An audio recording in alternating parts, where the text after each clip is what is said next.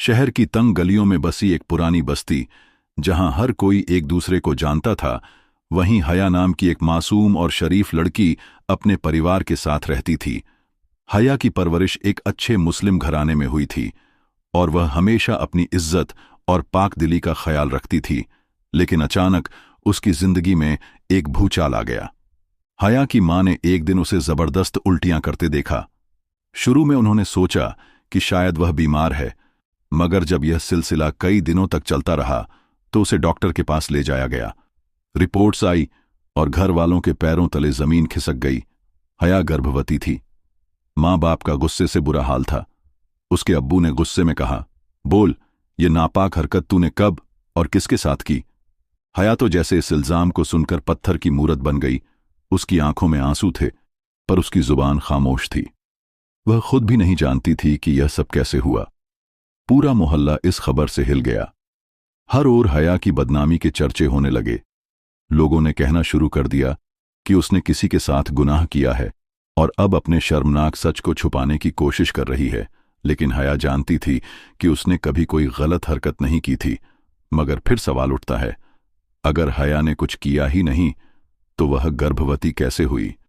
यह सवाल उसकी मां को भी परेशान कर रहा था। उन्होंने हया की कसम लेकर उससे सच्चाई पूछी, लेकिन हया की आंखों में सिर्फ बेबसी और डर था। इसी बीच डॉक्टर ने एक ऐसी बात कही जिसने मामला और उलझा दिया। इस बच्ची की हालत आम नहीं है। इसके साथ कुछ ऐसा हुआ है जो बहुत रहस्यमयी है। आखिर क्या है इस राज्य का पर्दाफाश? हया के साथ ऐसा क्या हुआ जो उसकी समझ से भी बाहर है? हया के लिए यह सब किसी बुरे सपने से कम नहीं था।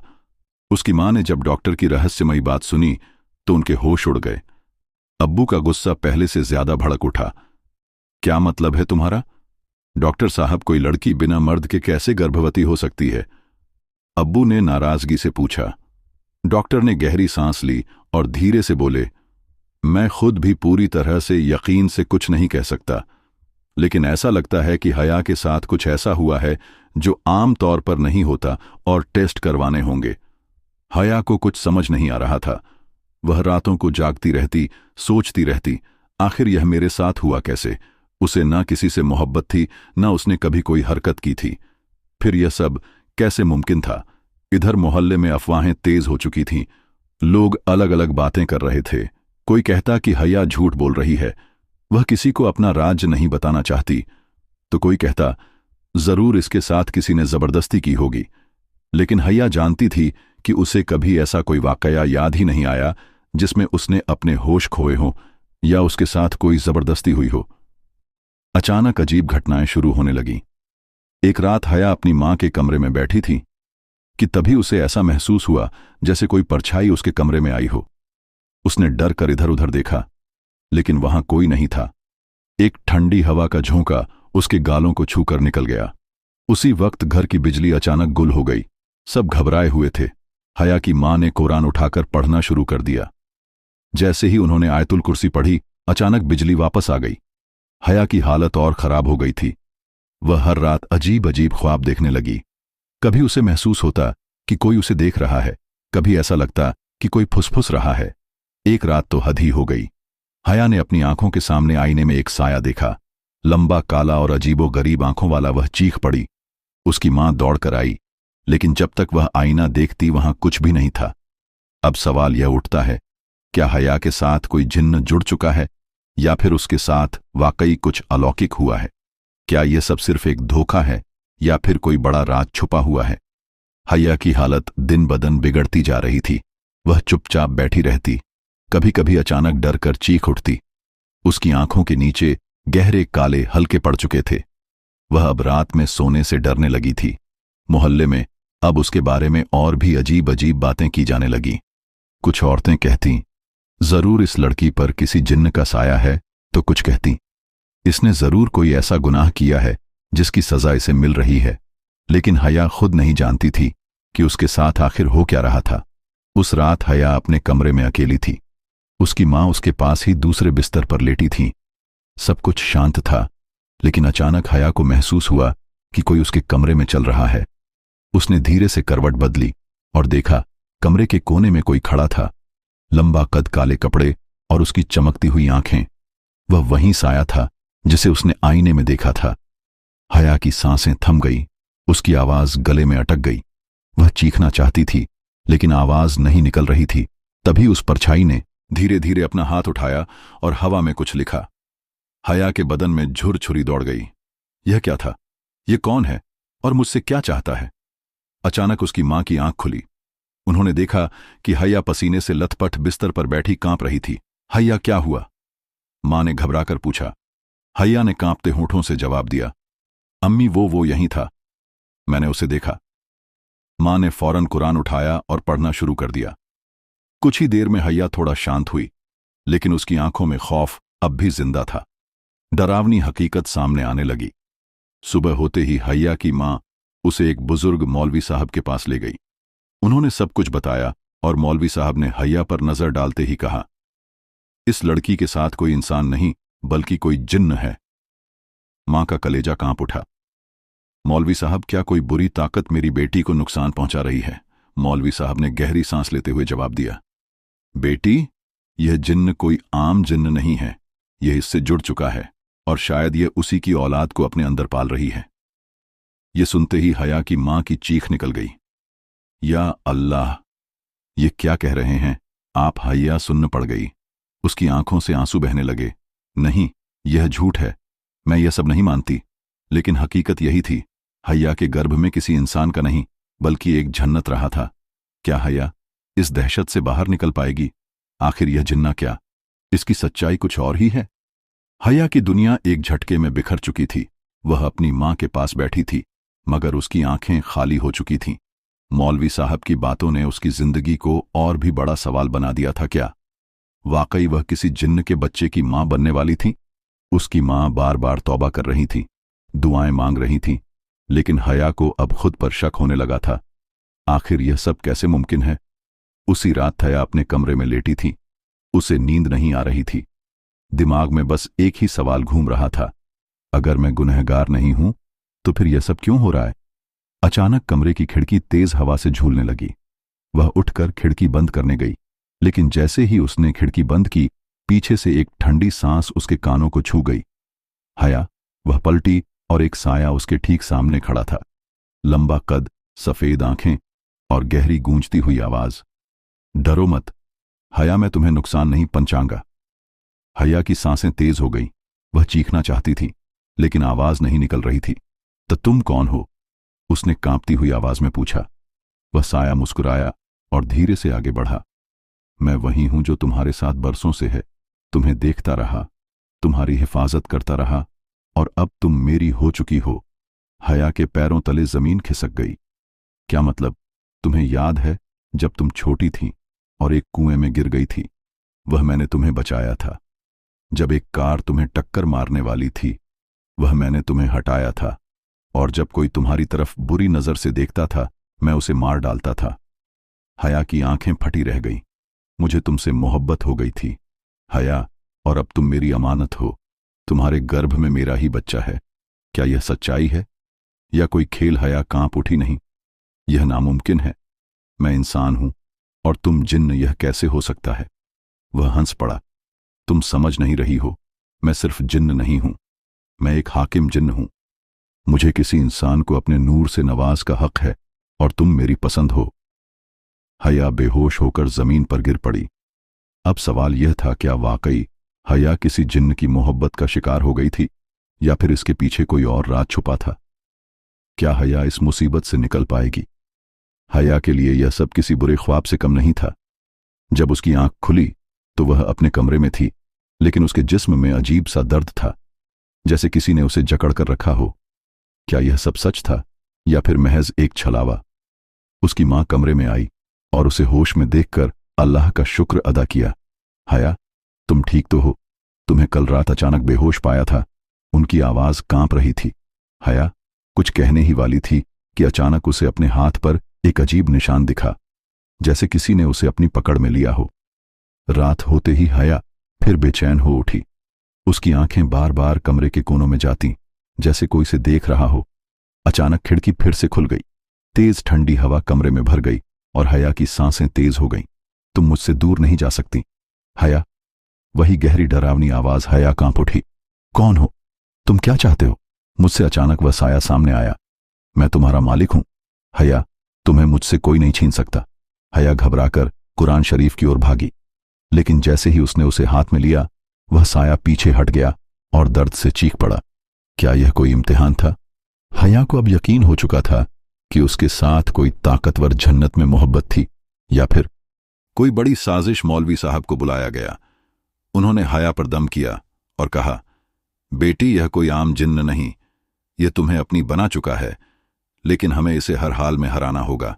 क्या हया इस मुसीबत से बच पाएगी? क्या यह हन्ना वाकई उससे मोहब्बत करता था, या इसके पीछे कोई खतरनाक साजिश छिपी थी? क्या कोई ऐसा राज है जिसे हया अब तक नहीं जानती? लेकिन वीडियो में आगे बढ़ने से पहले आप वीडियो को लाइक और चैनल को सब्सक्राइब जरूर कर दें। ऐसी वीडियो बनाने में बहुत मेहनत लगती है, तो चैनल को सब्सक्राइब जरूर करें। आइए देखते हैं। यह वीडियो हया की हालत दिन बदन बिगड़ती जा रही थी। कभी कभी उसे महसूस होता कि कोई उसके साथ है, मगर जब वह पलट कर देखती तो वहां कुछ नहीं होता। उसकी मां ने मौलवी साहब से उसका इलाज शुरू करवा दिया था, लेकिन हर दुआ और हर दम के बावजूद हालात सुधरने के बजाय और भी खराब होते जा रहे थे। उस रात जब सब सो रहे थे, हया अचानक जाग गई। उसे लगा कि कोई उसके कानों में धीमे धीमे फुसफुस रहा है। तुम मुझसे दूर नहीं जा सकती हया, मैं तुम्हारे अंदर हूं। वह घबरा गई और तेजी से कौरा की तरफ बढ़ी। जैसे ही उसने कौरा खोला, उसके कमरे में रखी हर चीज हिलने लगी। खिड़की जोर से धड़ाम से बंद हो गई और एक ठंडी लहर कमरे में फैल गई। अगले दिन मौलवी साहब ने हया पर खास आयतें पढ़नी शुरू की। हया बेचैनी से तड़प उठी। उसके जिस्म में अजीब सी हरकत होने लगी और तभी हवा में एक जोरदार धमाका हुआ और कमरे में एक साया प्रकट हुआ। मैं इसे नहीं छोड़ सकता, वह गहरी गूंजती हुई आवाज में बोला। मौलवी साहब ने बिना रुके दुआएं पढ़नी शुरू कर दी। तू कौन है और इस लड़की से तेरा क्या रिश्ता है? मौलवी साहब ने कड़क आवाज में पूछा। जिन्न जोर से हंसा। मैं इसका आशिक हूं, इसे मेरी कसम दी गई थी। यह मेरी है, किसने तुझे हया की कसम दी? मौलवी साहब ने सवाल किया। जिन्न की आंखों में गुस्सा भर आया और उसने गुर्रा हुए कहा, जिसने इसे जन्म दिया उसी ने इसे मेरी अमानत बना दिया। हया के होश उड़ गए। जिसने मुझे जन्म दिया? क्या मतलब? क्या हया कि मां ही इस सब की जिम्मेदार थी, या फिर इस राज के पीछे कोई और बड़ा सच छिपा था? क्या हया इस जिन्ना थी, या फिर हया की जिंदगी पहले से ही इस जन्नत कर दी गई थी कि आंखों के सामने अंधेरा छाने लगा था? जिसने मुझे जन्म दिया उसी ने मुझे इसकी अमानत बना दिया। यह शब्द उसके दिमाग में हथौड़े की तरह बज रहे थे। उसने कांपते हुए अपनी मां की तरफ देखा। अम्मी, यह क्या कह रहा है? क्या आप इस सच को जानती हैं? उसकी मां का चेहरा पड़ गया। उन्होंने कुछ कहने के लिए होंठ खोले, लेकिन आवाज जैसे गले में ही अटक गई। उनकी आंखों में आंसू थे। मगर हया अब जवाब चाहती थी। मौलवी साहब ने सख्त आवाज में कहा, बहन, अगर आप कुछ जानती हैं तो बताइए, यह जिन्ना आसानी से नहीं जाएगा। हया की मां फूट फूट कर रोने लगी। उन्होंने कांपते हाथों से हया का हाथ पकड़ा और बोली, बेटी, मुझे माफ कर दो, यह सब मेरी ही गलती है। कौन सी गलती? अम्मी, हया ने घबराकर पूछा। जब तुम पैदा हुई थी तब तुम बहुत बीमार थी। डॉक्टरों ने कह दिया था कि तुम नहीं बचोगी। उस वक्त मैंने एक गलती कर दी। कैसी गलती? मैं ताबीज और झाड़ फूंक करवाने वाले एक आदमी के पास गई।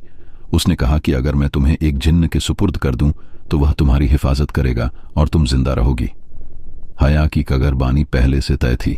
हया को लगा कि उसके पैरों तले जमीन खिसक गई हो। तो आपने मुझे उसी वक्त इस जिन्न के हवाले कर दिया। हया की मां ने रोते हुए सिर झुका दिया। मैं मजबूर थी बेटी, मुझे नहीं पता था कि वह जिन्न तुम्हें कभी छोड़ने वाला नहीं है। जिन जोर से हंसा। अब तुम सच जान चुकी हो। हया, मैं तुम्हें तुम्हारी मां की कसम दी गई थी। अब तुम सिर्फ मेरी हो क्या? हया इस कैद से बच पाएगी? हया रो पड़ी। मैं इस मुसीबत से कैसे निकलूं? मौलवी साहब ने कुरान की आयतें पढ़नी शुरू की, मगर जिन्न जोर से चिल्लाने लगा, तुम मुझे नहीं भगा सकते। हया मेरी अमानत है। हया का जिस्म कांपने लगा। उसकी आंखें लाल हो गईं और ऐसा लगा कि वह खुद अपने बस में नहीं रही। हया का जिस्म बुरी तरह कांप रहा था। उसकी आंखें सुर्ख हो चुकी थीं। और ऐसा लग रहा था जैसे उसके अंदर कोई और ताकत घुस चुकी हो। मौलवी साहब ने तेज आवाज में आयतें पढ़नी शुरू कर दी, लेकिन जिन्न की हंसी और भी गूंजने लगी। तुम मुझे नहीं हरा सकते, हया मेरी कसम दी गई थी और अब यह सिर्फ मेरी है। मौलवी साहब ने हया के सिर पर हाथ रखा और जोर से दम किया। हया जमीन पर गिर पड़ी, उसका पूरा जिस्म तड़पने लगा। उसकी मां घबराकर उसके पास आई, लेकिन तभी हवा में एक जोरदार धमाका हुआ और कमरे में एक अजीब सी महक फैल गई। मौलवी साहब ने अपनी आवाज और बुलंद की, अगर तू सच्चा आशिक है तो हया को छोड़ दे। जिन्न जोर से हंसा। इम्तिहान तो अब शुरू हुआ है मौलवी साहब। अचानक हया की आंखें खुली, मगर अब वह पहले जैसी नहीं थी। उनमें अजीब सी चमक थी। हया, उसकी मां ने डरते हुए पुकारा। हया ने धीरे से अपना सिर उठाया और बोली, अब मैं सिर्फ उसकी हूं। उसकी आवाज गहरी और ठंडी थी, जैसे वह अब हया नहीं रही। क्या हया सच में जिन्न के कब्जे में आ गई? मौलवी साहब ने समझ लिया कि जिन्न ने हया पर पूरी तरह कब्जा कर लिया है, लेकिन उन्हें यकीन था कि अल्लाह की मदद से इसे हराया जा सकता है। बेटी, हया को मत छोड़ना, मौलवी साहब ने उसकी मां से कहा। आज की रात बहुत अहम है। हया मुस्कुराई, मगर वह मुस्कान अजीब थी। अब कोई मुझे उससे जुदा नहीं कर सकता। हया की आंखों में अब कोई नरमी नहीं बची थी। उसकी सुर्ख आंखें और अजीब मुकान देखकर ऐसा लग रहा था जैसे वह अब पहले वाली मासूम लड़की नहीं रही। मौलवी साहब ने तुरंत उसकी मां से कहा, इसे एक पल के लिए भी अकेला मत छोड़ना। यह जिन्न अपनी आखिरी चाल चल चुका है। अगर हमने इसे अभी नहीं रोका तो हया हमेशा के लिए इसके कब्जे में चली जाएगी। लेकिन हया सिर्फ हंस रही थी। उसकी हंसी अजीब और डरावनी थी। तुम सब मुझे रोक नहीं सकते। मेरी शादी हो चुकी है, अब मैं उसकी दुल्हन हूं। निकाह मगर किससे? यह सुनकर सबका खून ठंडा पड़ गया। क्या बकवास कर रही हो हया? उसकी मां ने कांपती आवाज में पूछा। हया ने अपने दोनों हाथ उठाए। उसकी हथेलियों पर अजीब सी लाल लकीरें बनी हुई थीं, जैसे किसी ने खून से कुछ लिखा हो। यह हमारा निकाह है। जिस रात तुम सब सो रहे थे, उसी रात मेरा निकाह हो चुका था। उसने मुझे कबूल कर लिया है कि मां सदमे में चली गई। मौलवी साहब ने तुरंत कुरान की तिलावत शुरू कर दी, लेकिन इस बार हया जोर से चीख पड़ी, बस अब और नहीं। जिन्न का असली मकसद अचानक कमरे में अंधेरा छा गया। हवा तेजी से चलने लगी और फिर एक भारी आवाज गूंजी, अगर किसी ने मेरी बीवी को मुझसे छीनने की कोशिश की तो उसका अंजाम बहुत बुरा होगा। मौलवी साहब समझ गए कि यह जिन्न का आखिरी वार था। अगर तेरा निकाह वाकई हुआ है तो गवाह कहां है? मौलवी साहब ने चिल्लाकर पूछा। हया ने सिर झुकाया और धीरे से बोली, इस पूरी कायनात ने मेरा निकाह देखा है। तू झूठ बोल रहा है। निकाह के लिए इंसानी गवाह चाहिए और तेरा यह रिश्ता अल्लाह के कानून के खिलाफा है, मौलवी साहब ने कड़क आवाज में कहा। जिन्न एक जोरदार चीख मारकर चिल्लाया, कोई मुझे रोक नहीं सकता। हया मेरी है क्या? हया को बचाया जा सकता है। मौलवी साहब ने फैसला कर लिया था, अगर आज की रात हमने इसे नहीं रोका तो हया हमेशा के लिए इस जिन्न की कैद में चली जाएगी। क्या हया को इस काले साए से आजादी मिलेगी या फिर वह हमेशा के लिए जिन्न की दुल्हन बन जाएगी? मौलवी साहब ने कुरान की तिलावत और तेज कर दी। हया की चीख से पूरा कमरा गूंज उठा। उसकी मां उसे पकड़ने की कोशिश कर रही थी, लेकिन उसकी ताकत बढ़ती जा रही थी। मुझे उससे दूर दूर मत करो, मैं उसी की हूं, हया ने जोर से चिल्लाया। मौलवी साहब ने उसकी मां की तरफ देखा और कहा, इसे कसकर पकड़ो, चाहे कुछ भी हो जाए। यह जिन्न का आखिरी धोखा है। अगर आज इसे काबू में नहीं किया तो हया हमेशा के लिए उसकी हो जाएगी। जिन्न का खौफनाक चेहरा अचानक हवा और तेज हो गई। कमरे के कोने में काला धुआं इकट्ठा होने लगा। वो धुआं धीरे धीरे एक शक्ल में बदल गया। लंबा कद, लाल आंखें और चेहरा अंधेरे में भी चमकता हुआ। तुम लोग इसे मुझसे अलग नहीं कर सकते, न की गूंजती हुई आवाज आई। मौलवी साहब पीछे नहीं हटे। उन्होंने आयतुल कुर्सी पढ़कर हया के माथे पर फूंका। हया एक झटके से जमीन पर गिर पड़ी और तड़पने लगी। हया को छोड़ दे जिन्न, यह निकाह हराम है मौलवी साहब, गर्जे हया की रिहाई की शर्त। जिन्न जोर से हंस पड़ा। इसे छोड़ सकता हूं, मगर एक शर्त पर। कैसी शर्त? मौलवी साहब ने पूछा। अगर हया सच में मेरी नहीं है तो उसे खुद साबित करना होगा। अगर वह 3 बार कहेगी कि वह मुझे कबूल नहीं करती तो मैं इसे छोड़ दूंगा। हया की मां फूट फूट कर रोने लगी। बेटी बोल, कह दो कि तुम इसे नहीं चाहती। लेकिन हया खामोश रही। उसकी आंखों में अजीब सी उलझन थी। क्या हैया खुद को छोड़ा पाएगी? मौलवी साहब ने कुरान की तिलावत और तेज कर दी। बोलो हैया, अगर तुम खुद को बचाना चाहती हो तो इसे ठुकरा दो। हया के हाथ कांपने लगे, उसके होंठ हिले, मगर आवाज नहीं निकली। कमरे में सन्नाटा था। हैया की सांसें तेज चल रही थीं। मौलवी साहब की आवाज अब भी गूंज रही थी, लेकिन हैया के होंठ अब तक बंद थे। बोलो हैया, अगर तुम जिन्न को ठुकराना चाहती हो तो 3 बार कहो कि तुम इसे कबूल नहीं करती। हया के चेहरे पर दर्द और उलझन थी। उसकी आंखें आंसुओं से भर गई थीं। उसकी मां रोते हुए उसके हाथ पकड़कर गिड़गिड़ा रही थी। बेटी, खुद को बर्बाद मत करो, बोल दो कि तुम इसे नहीं चाहती। लेकिन तभी हवा फिर से तेज होने लगी। जिन्न की आवाज गूंजी, बोलो हया, क्या तुम मुझे कबूल करती हो? हया की सांस अटक गई। उसकी आंखें सुर्ख हो चुकी थीं। सच और छल का खेल। मौलवी साहब ने जोर से आयतें पढ़ी और हया के सिर पर फूंक मारी। अचानक हया जोर से चीख पड़ी और जमीन पर गिर गई। उसका पूरा जिस्म कांप रहा था। बोलो हया, मौलवी साहब ने फिर कहा। हया ने धीरे धीरे आंखें खोली। उसकी आंखों से आंसू गिरने लगे। फिर उसकी कांपती हुई आवाज निकली, मैं इसे कबूल नहीं। अचानक कमरे में एक जोरदार चीख गूंजी। जिन्न तड़पने लगा। उसके चारों तरफ काले धुएं का गुब्बार बनने लगा। नहीं, तुम मेरी थी, हया मेरी। लेकिन हया ने फिर कहा, मैं तुझे कबूल नहीं करती। दूसरी बार इनकार होते ही जिन्न की चीख और तेज हो गई। हया के चेहरे पर दर्द था, लेकिन उसने फिर पूरी ताकत से कहा, मैं तुझे कबूल नहीं करती। तीसरी बार यह सुनते ही जन्नत लगा। कमरे की दीवारें हिलने लगीं और फिर अचानक वो काला धुआं एक झटके में फट गया और सब कुछ शांत हो गया। जिन्न का खात्मा। हया जमीन पर बेहोश पड़ी थी। उसकी मां ने उसे सीने से लगा लिया। मौलवी साहब ने राहत की सांस ली और कहा, अल्हम्दुलिल्लाह, अल्लाह ने उसे बचा लिया। लेकिन क्या यह जिन्न का पूरा खात्मा था या फिर उसने कोई और चाल चली थी? हया बेहोश पड़ी थी। उसकी मां उसके सिर पर पानी के छींटे मार रही थी, लेकिन वह में नहीं आ रही थी। मौलवी साहब ने तिलावत जारी रखी। अल्लाह की कसम, अब यह जिन्न वापस नहीं आएगा, मौलवी साहब ने कहा। लेकिन तभी हया की आंखें अचानक खुल गईं। उसकी आंखें पहले जैसी नहीं थीं। वह गहरी काली और खाली लग रही थी। उसने धीरे से सिर उठाया और मुस्कुराई। तुम सबको लगा कि मैंने उसे ठुकरा दिया। सबसे बड़ा झटका। मौलवी साहब चौंक गए। हया, क्या कह रही हो? हया धीरे से उठी और कहा, मैंने उसे ठुकराया नहीं, मैंने उसे आजाद किया। क्या मतलब? उसकी मां कांपती आवाज में बोली। हया मुस्कुराई और कहा, वह मेरे अंदर था और जब मैंने 3 बार इनकार किया तो वह मुझसे अलग हो गया। लेकिन इसका मतलब यह नहीं कि वह चला गया। मौलवी साहब के माथे पर पसीना आ गया। तो फिर वह कहां गया? हया ने धीरे धीरे अपने हाथों की तरफ इशारा किया। उसकी हथेलियों पर वही अजीब सी खून की लकीरें बनी हुई थीं। अब वह इस दुनिया में है, किसी और शरीर में समा चुका है। कौन बना? नया शिकार। कमरे में सबके रोंगटे खड़े हो गए। मौलवी साहब ने तुरंत इधर उधर देखा और तेज आवाज में पूछा, किसमें बताओ? हया, वह किस्म गया। हया ने धीरे से सिर झुकाया और फिर अचानक उसने अपनी मां की तरफ देखा। उसकी मां की आंखें सुर्ख हो चुकी थीं। उनका शरीर कांप रहा था। उन्होंने धीरे से सिर उठाया और वहीं अजीब सी मुस्कान दी। क्या तुम लोग समझते हो कि मुझसे पीछा छुड़ा सकते हो? उनकी आवाज गहरी और डरावनी हो चुकी थी।